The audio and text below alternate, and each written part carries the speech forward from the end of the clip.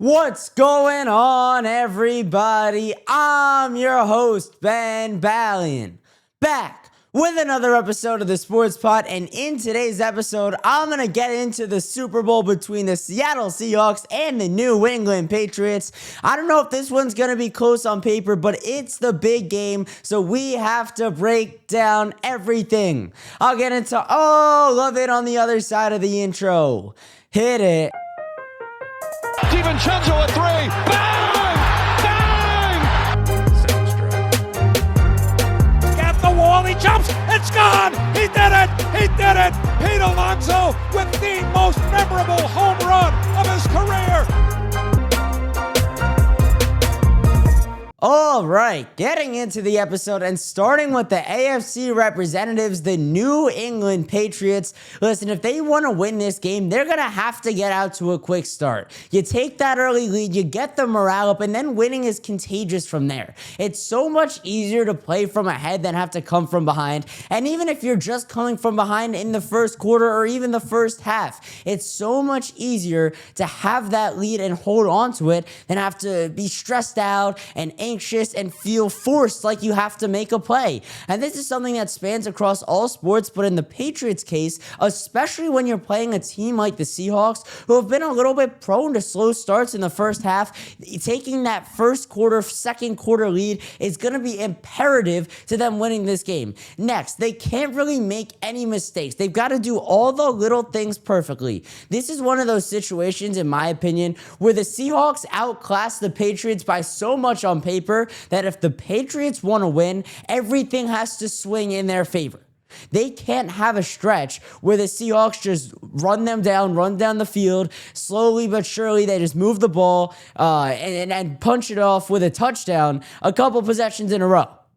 No, the Patriots have to take advantage of every single little mistake the Seahawks make, whether that's a muff punt, which would be a huge mistake, or even just forcing a couple 3-and-outs in a row. They've got to capitalize by putting points on the board. Seattle is so much better, in my opinion, that, like I said, the Patriots have to take advantage of every little thing. And staying along those same lines, there are two areas I would give New England the advantage in. Their head coach, Mike Vrabel, but not even by much. This isn't to discredit Mike Macdonald, who, in my opinion, is also a fabulous head coach. He has the Seahawks humming right now. He completely revitalized Sam Darnold. Their defense is the best in the National Football League by such a wide margin. And I'll get into that a little bit later on. And as this episode goes on, I'm going to start touching on the Seahawks, but staying on the topic of the Patriots. Mike Vrabel has just done one of the best jobs in the NFL. I don't remember. He might have won Coach of the Year. He should have won Coach of the Year if he didn't, because in his first year at the helm of the Patriots, he turned Drake May and this team from a 4-13 record to a 13-4 record and brought them all the way to the Super Bowl. I don't think anyone was expecting New England to go this far this year, and I get it. They played that weak schedule, and that's something I want to get into a little bit later on, but that conversation has been so exhausted, so I don't want to get too deep into it. But what Mike Vrabel does, he's a great motivator. He has his guys ready to go every day. He's got Super Bowl experience, not as a head coach, but as a player for these same Patriots. He knows what it means to win. He knows how the New England fans will serenade them and react to a championship. Those are some of the better fans in the NFL, let's face it. Some of them maybe not so much, but the Patriots do have a robust fan base. Those people up in Boston, they love them some Patriots. So he knows that. He knows what it means. He's going to have Drake May ready. And even though he's going to have Drake May ready, there's only so much you can do until you get out on that field.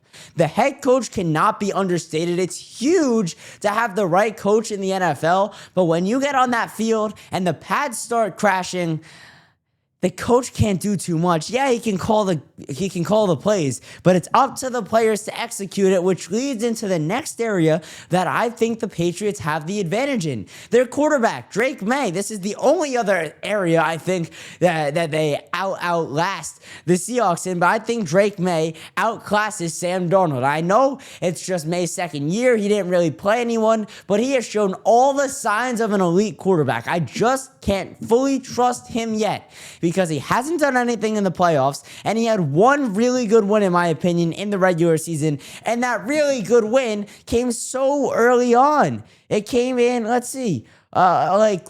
week 4. It was a Sunday night football game against the Buffalo Bills when the Bills were having an up and down or rickety start to their year. They were still trying to find their footing. The Patriots were able to take advantage and win in Buffalo. However, when the Bills came to Foxborough later in the year, it was the Patriots who allowed a huge comeback, and they lost that game. So that loss does more in my head than that win from earlier in the season does. The loss negatively impacts my view on Drake May more than that win positively impacts my view on Drake May. So I'm just not sold on him. And then taking a look at the playoffs, you beat the Chargers, the Texans, and the Broncos. All right, the Chargers, that's a wild card weekend win. You can't expect the Chargers to be too good. You played that game at home. You won your division. That's kind of a formality to beat the Chargers. Then in the divisional round, that's when you expect the games to be against really solid opponents all the way around. You beat the Texans, and you beat them by playing good defense. Drake May did absolutely nothing in that game for me. I mean, CJ Stroud is not a good quarterback in my opinion. If I'm taking a look at the box score, Drake May 179 passing yards, 3 touchdowns, and a pick. That's not going to be good enough to win tonight. 179 passing yards, I would say he probably needs at least 250. And then taking a look, he had 10 rushing yards, but it was Ramondre Stevenson and Trey Henderson combining for 95. They didn't even get in the end zone either. Drake May had 3 passing touchdowns, and that was the whole offense. It's not going to be enough. The Seahawks are a team that's going to lock you down on defense, and I know the Texans had a fantastic defense. In my opinion, they probably had the second best defense in the NFL this season. But in that game, they didn't really have their A game. It wasn't their best work. I mean, it was 4 interceptions from CJ Stroud. The reason the Patriots are in the Super Bowl is because of what their defense has done. They have to lean on their defense tonight. There's no other way they win this game. There's two ways that the Patriots can come out on top. Either Drake May is the guy that he's shown us, he ends up being that elite quarterback, and he proves to us that he can do it on the largest stage, or the Patriots defense completely takes Sam Darnold and the Seahawks offense out of the game, which I don't think happens. I don't think either of those things happen just because the Seahawks defense, the dark side, is awesome. There's no cracks in that defense, and the Seattle offense has been so good this year. I know that Sam Darnold has had a couple games where he's turned back the clocks and he's turned into bad Sam Darnold and he's thrown a couple interceptions, and I'm going to hit on this more a little bit later on in the episode, but I just don't think that happens tonight. His connection with his receivers is so good. His connection with JSN, with Cooper Kupp, even Rashid Shaheed to an extent is tremendous. So Drake May still hasn't proven himself to me, and if the Patriots are going to win, they've got to lean on their defense. That's what I want to get back to. That's what I'm trying to get at right now. Is that it's got to be Christian Gonzalez and all these guys on the defensive line. And it's going to be a tall task because the Seahawks are going to be attacking them from every single angle. But the reality is, the Patriots defense, which New England leaned on to get to this point, only had to stop Justin Herbert in the playoffs, who was not a very good playoff performer. CJ Stroud, who has not done a single notable thing in the National Football League since his rookie season. And Jarrett Stidham, who at the time had not thrown a pass in the NFL since 2023. They have had such a Mickey Mouse road to the playoffs, it's not even funny. And I think they're gonna be exposed tonight. They're gonna be put on full display how they're not actually that good, how they're not actually this team that everyone thinks they are. They're frauds. I mean, let's face it. I don't want to get into that week's schedule too much because I already talked about it a little bit. But let's just run down some of the wins. The Dolphins, the Jets, the Ravens, the Giants, the Bengals, the Jets again, the Falcons, the Browns, the Titans, the Saints, the Panthers, the Dolphins, the Raiders. They lost to the Raiders. And I think this was the end of the season. No, Drake May played in this game. Travion Henderson, Kayshon Boutte, everyone played in this game. And it was 20-13. The Raiders beat them. That was week 1. So I get it's week 1 under a new head coach. You're trying to figure everything out. You're trying to get your system set. But if you're this real deal team, I mean, you can't be losing to the Raiders, who were the worst team in the NFL, in my opinion, this year. I think they're picking first overall. That's just a terrible loss. I don't care what point in the season it is. All right, let's get to some of the points I want to make on the Seattle Seahawks. And I'm going to start by talking about the defense. I think it's a little bit more boring to talk about the defense, so I want to get it out of the way early. The defense for the Seahawks has no cracks. Whether it's Tariq Woolen or Leonard Williams, everyone on that front seven and in the secondary is awesome. And they had a tough day at the office in that NFC Championship game against the Los Angeles Rams. I think they let up somewhere in the range of 500 total yards in the game. That's not very indicative of what Seattle has done on the defensive side of the ball this year. Honestly, their defense, it wasn't good. I mean, Tariq Woolen had that terrible penalty where he's on the Rams sideline talking too much. The ref throws the flag. The 15-yard penalty. The Rams are safe. They still have a chance to win the game. Honestly, in that moment, I thought Seattle was going to lose. I mean, it was a close game coming down the stretch, and Seattle just made it what I thought in that moment was a pivotal mistake. I mean, that's just not something you can do. You can't let your emotions get the best of you. And especially in a game like the Super Bowl, you can't let that happen because the emotions are going to be high. The tensions are going to be high, even though these teams haven't met yet this year. And that NFC Championship game, it was the third meeting between the Rams and the Seahawks. Those guys have worked up a hatred for each other. They're NFC West rivals. So that's a little bit of a different story, but it's the Super Bowl. I mean, everything is increased. The magnitude of the game is 10x. Everything is just on full display. It's a standalone game. The only game in all of sports that will be on. I'm not sure if the Olympics are going to be going on at the same time as the Super Bowl, but I doubt they will be. So it's every single eyeball in America is on you. Everyone is watching this game. You can't let your emotions get the best of you.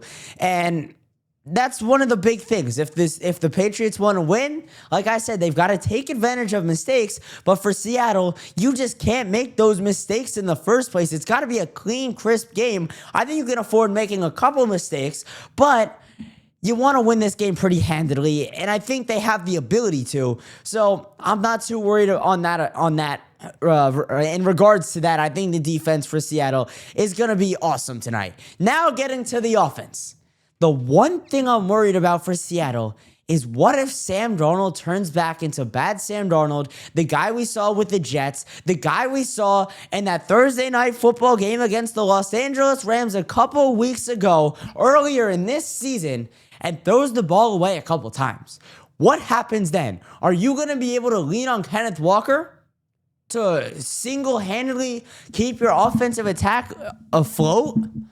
Because without Sam Darnold putting the ball in JSN and Cooper Kupp's hands, your offense can't really do anything. It's not like JSN can take the ball himself, throw it to himself, and still score touchdowns. He needs the help of Sam Darnold. So much of the NFL is reliant on the quarterback. It starts with the QB and it ends with the QB.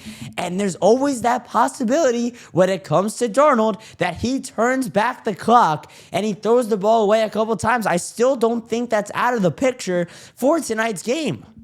I just don't think it is. However, I don't think it'll happen. I'm still confident that Sam Darnold will have that good game that we're looking for. Because at this point in his career, he's already proven himself to all of us. And different from when he was with the Jets or with the Panthers or with any other team in his career, his complement of wide receivers is so much stronger. You have Jackson Smith and Jigba, the Emerald City route artist. You've got Cooper Kupp, who has had kind of a resurgent year at the end of his career. He's hitting that second wind. He's on the back nine of his career, but he's still putting up some solid numbers.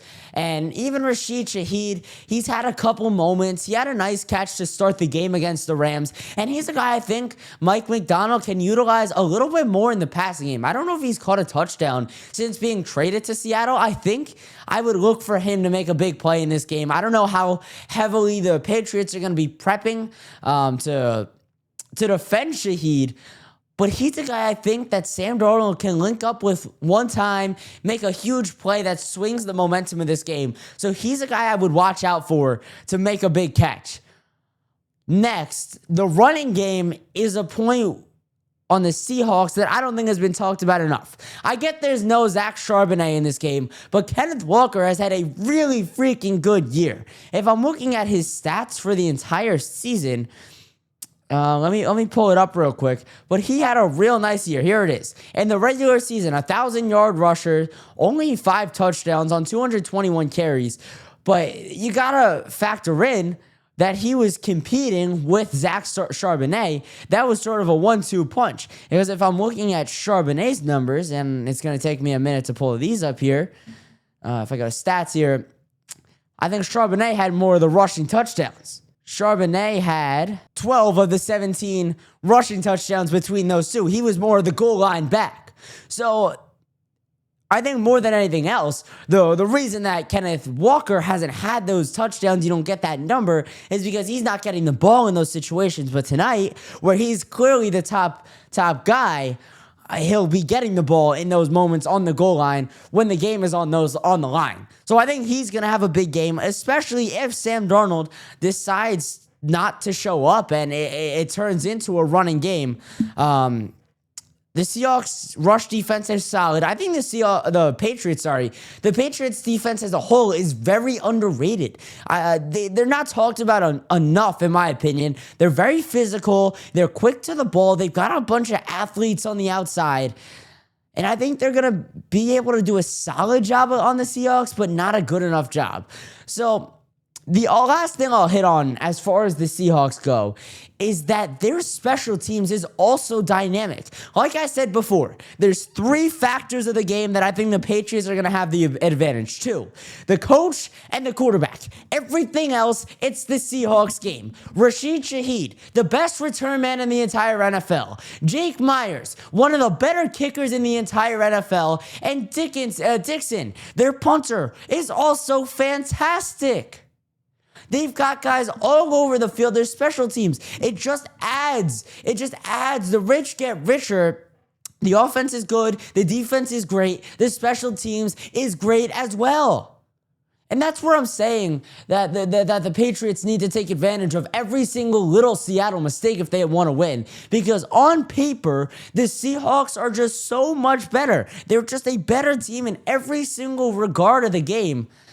And that's how I think it's going to go. So Seattle is just too complete, in my opinion, to lose. And now getting into my official prediction for Super Bowl 60. 35-17, Seattle wins it. And I know that's a wide margin on paper, but I think it's going to be one of those games when you're watching it, it feels like a close game, but the stats are going to say otherwise. Drake May will be able to keep it close. Mike Vrabel's a good enough head coach to keep his team in the game. But at the end of the day, like I said, the Seahawks are just too complete to lose this one. They're going to avenge their loss from 10 years ago. They won't throw a pick on the 1-yard line, and the Seahawks are going to take down Drake May in his sophomore season, his first Super Bowl appearance. It's going to be the Seahawks winning it. But on that note, I just want to say that this is the start of an era for the Patriots, which worries me because the Patriots and Boston as a whole has done enough winning in my lifetime. I mean, there's people my age that have gotten to go to double digits as far as championship parades go. Like, that just shouldn't be a thing. I haven't seen one championship. These people have seen 10 plus rings in their lifetime. And it's going to be the Patriots. They're going to be in this position again, whether it's next year or a couple years down the line. Even though Patrick Mahomes and the Chiefs are going to have the second leg of their dynasty coming up, the Patriots are just getting back in the mix. Because Drake May, dependent on what he does tonight, is going to insert himself as one of the top quarterbacks in the NFL for a long time. And that's where we stand on that. And the last thing I want to hit on before I wrap up this episode is the halftime show. When Bad Bunny was announced to be doing the halftime show, I wasn't that excited because I don't listen to Bad Bunny. I don't listen to Spanish Latino music as a whole. And I don't think I'm the target demographic for Bad Bunny. But over the last week or so, I've started to educate myself. I've listened to some Bad Bunny music and I can't understand anything he's saying at all. But the vibe of his songs is a lot of fun. And I think he's going to put on a great show during the halftime presentation. So I'm excited to watch it. There are some people that come out and you know their music and they have straight bangers, but they don't have the performance. They don't have the showmanship aspect of it. That's where I think Bad Bunny is going to take that next step, because I've seen some videos of him in the lab recording some of his songs, and it's a ton of fun. He's got a bunch of people in there. Everyone's jumping around, having a good time. And even watching some videos from his concerts, it seemed like a great time. So I think he's going to put on a great show tonight at the midway point of the game. And the other thing, and I don't want to get too deep into this at any cost, there's going to be a lot of cultural messages, whether that's for good or for bad. It's gonna be there. I'm not gonna say anything more on that, but there will be a lot of cultural messages just with everything that's going on. But overall, the Seahawks are gonna take it down. 35-17 is my score prediction. Bad Bunny's gonna put on a heck of a show at halftime, and Super Bowl 60 is gonna be a ton of fun. All right, that'll do it for the episode. But before I end it, make sure you're going and checking out all my social media. The accounts are linked in the description below. Make sure you're liking, sharing, commenting, following, subscribing, everything to this video. I really appreciate all the support. Also, make sure you leave me a voicemail at 848-305-8073. Again, the number is 848-305-8073. And last but not least, make sure you keep it locked with the Sports Pod.